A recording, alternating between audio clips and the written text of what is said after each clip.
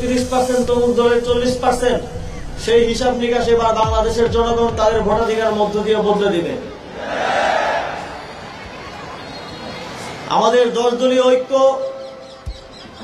আমরা প্রথম থেকে বলে আসছি, আপনারা দেখবেন অন্যান্য যেসব জোট হচ্ছে, আমাদের প্রতিদ্বন্দ্বী যেসব জোট আছে, তাদের মধ্যে সিট ভাগাভাগি নিয়ে কি পরিমাণ ঝামেলা হচ্ছে এবং যাদের সাথে তাদের সমঝোতা হয়েছে তাদের আসলেও কি পরিমাণ সমস্যা হচ্ছে।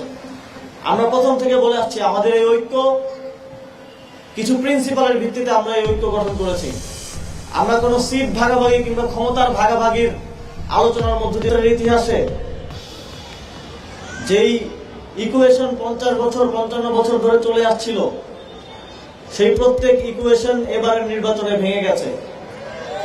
ইতিমধ্যে আপনারা যদি রাস্তায় যান, বাজার করতে গেলে যে সবজিওয়ালা আছে, রিক্সায় উঠলে যে রিক্সাওয়ালা মামা আছেন, শিক্ষক ছাত্র থেকে সকল শ্রেণী পেশা কমিউনিটির মানুষ আছেন, তাদের সাথে যখন আমরা কথা বলি তখন আমরা সেই পলিটিক্যাল ডেমোগ্রাফির যে পরিবর্তন হয়েছে সেটা উপলব্ধি করতে পারি।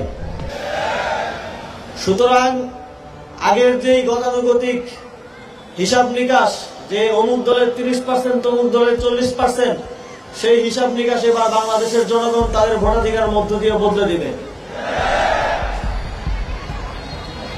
আমাদের 10 দলীয় ঐক্য,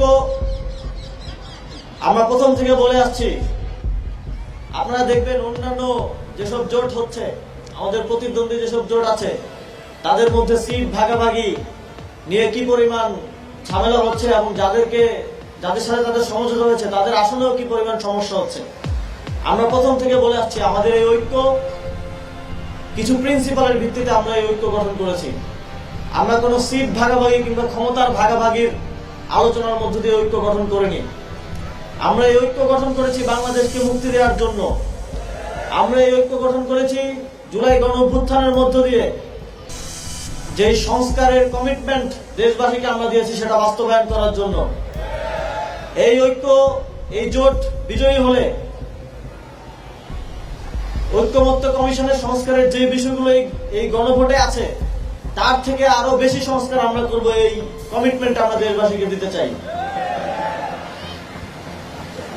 এই ঐক্য বিজয়ী হলে আমরা এদেশে সুশাসন প্রতিষ্ঠার জন্য সর্বোচ্চ চেষ্টা করব। এই কমিটমেন্ট আমরা দেশবাসীকে দিতে চাই। আমরা বিগত সময়ে আওয়ামী ফ্যাসিস্ট সরকার বাংলাদেশকে যেভাবে একটি প্রতিবেশী দেশের গিনিপিগ বানিয়ে রেখেছিল, বাংলাদেশ সেখান থেকে পৃথিবীর বুকে মাথা উঁচু করে দাঁড়াবে, এই নিশ্চয়তা আমরা দেশবাসীকে দিতে চাই। আমরা বিশ্বাস করি সারা দেশের মানুষ মুখিয়ে আছে ভোট দেওয়ার জন্য। আমাদের ব্যারিস্টার মোহাম্মদ জসিমউদ্দিন সরকার, তাকে ভোট দিয়ে আপনারা জয়যুক্ত করবেন। আপনাদের প্রত্যেকের আগামীর জীবন পরিবর্তন করার জন্য তিনি কাজ করে যাবেন, এটা আমি আস্থার সাথে বলতে পারি। এবং আপনারা যদি এই জোটকে নির্বাচিত করেন, আমরা ইতিমধ্যেই জানি যে ঢাকা 10 আসনের প্রত্যেকটি থানার কিছু স্পেসিফিক সমস্যা রয়েছে। আমরা যখন কাজ করতে গিয়েছি, মানুষের কাছে গিয়েছি, কথা শুনতে গিয়েছি, আমরা দেখেছি হাজারীবাগে কারো জানমালের নিরাপত্তা নেই। সেখানে নিয়মিত মোবাইল চুরি হয়, ল্যাপটপ চুরি হয়, সেখানে রাহাজানি হয়, সেখানে কিশোর গ্যাংয়ের উপদ্রব রয়েছে। আমরা দেখেছি যে ধানমন্ডির মানুষজন একটা সুন্দর পরিবেশ চান, একটা সুন্দর একটা পরিচ্ছন্ন পরিবেশ চান। আমরা দেখেছি যে এখানে রাস্তাঘাটে কিভাবে ময়লা ফেলে রাখা হয়। এখানে ধানমন্ডি সহ এই অত্র অঞ্চলের যে ফুসফুস, এই ধানমন্ডি লেক, এই লেকের অব্যবস্থাপনা আমরা দেখেছি। আমরা কামরাঙ্গীরচর নতুন যুক্ত হয়েছে এই আসনে, কামরাঙ্গীরচরের 15 নম্বর ওয়ার্ড, সেখানে দেখেছি সেখানে রাস্তাঘাটের যেই দশা, সেটা বাংলাদেশের যে কোনো প্রান্তিক অঞ্চলে, গ্রামাঞ্চলের রাস্তাঘাটের মতো অবস্থা, অথচ এটা সিটি কর্পোরেশনের অধীনে একটা জায়গা। আমরা দেখেছি নিউ মার্কেটে জলাবদ্ধতা থেকে শুরু করে যানজট সহ নানাবিধ সমস্যা রয়েছে।